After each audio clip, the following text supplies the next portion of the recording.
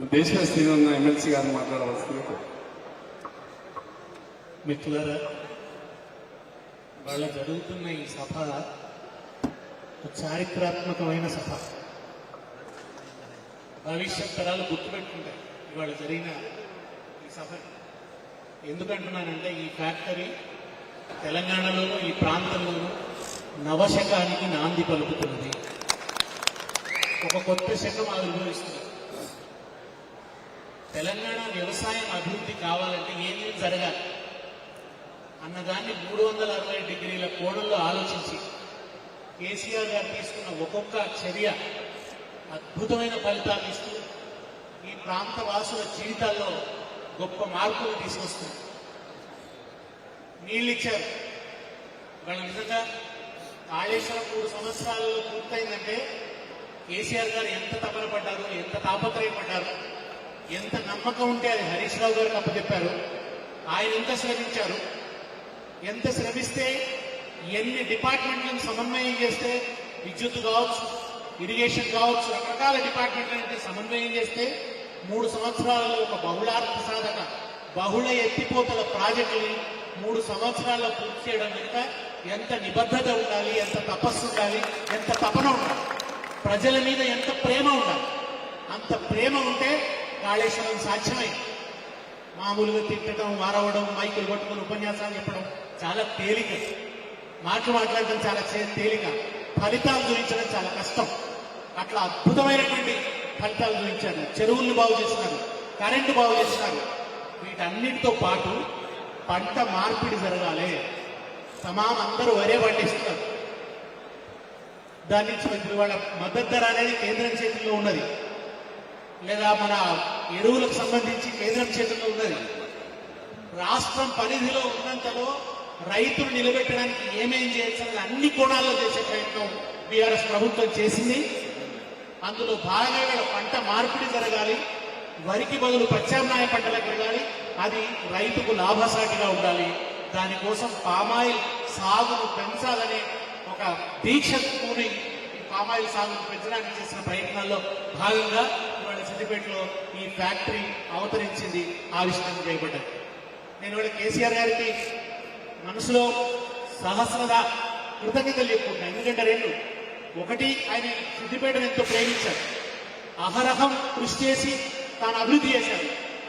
తాను ఉద్యమ అవసరాల రీత్యా సిద్దిపేటను వదిలి వెళ్ళవలసి వచ్చినప్పుడు తన ప్రాణప్రదమైన సిద్దిపేటను తనకు ఎంతో విశ్వాసపాత్రుడు, అభిమాన పాత్రుడు, ప్రేమ పాత్రుడైన హరీష్ రావు గారికి అప్పగించారు. ఎందుకు అప్పగించారు? ఆయన తను ప్రాణంగా ప్రేమించే సిద్దిపేటని హరీష్ రావు గారికి అప్పచెప్పారంటే హరీష్ రావు గారి చేతుల్లో సిద్దిపేట దేదీప్యమానంగా వెలుగుతుందని చెప్పి ఆయన నమ్మారు. కనుకనే ఇవాళ రంగనాయక సాగర్ ఒక విప్లవం, రైలు రావడం ఒక విప్లవం, ఇవాళ ఈ ఫ్యాక్టరీ ఏర్పడడం డెఫినెట్ గా ఒక విప్లవం.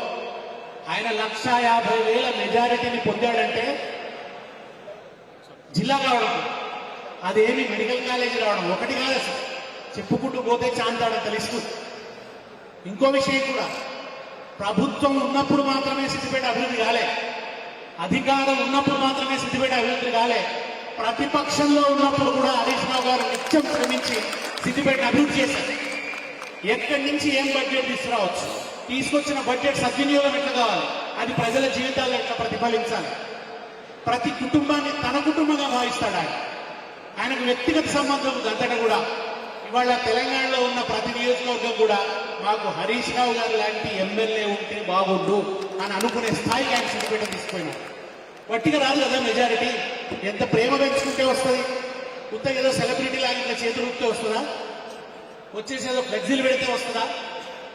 పై మాటలతో వస్తుందా? కాదు కదా. తెలంగాణ ఉద్యమం ప్రారంభమైన ఉద్యమం కోసం ఆయన రాజకీయాల్లో ప్రవేశిస్తే ఈ రోజు వరకు ఆయన ఓటమి ఎరుగని నాయకుడు.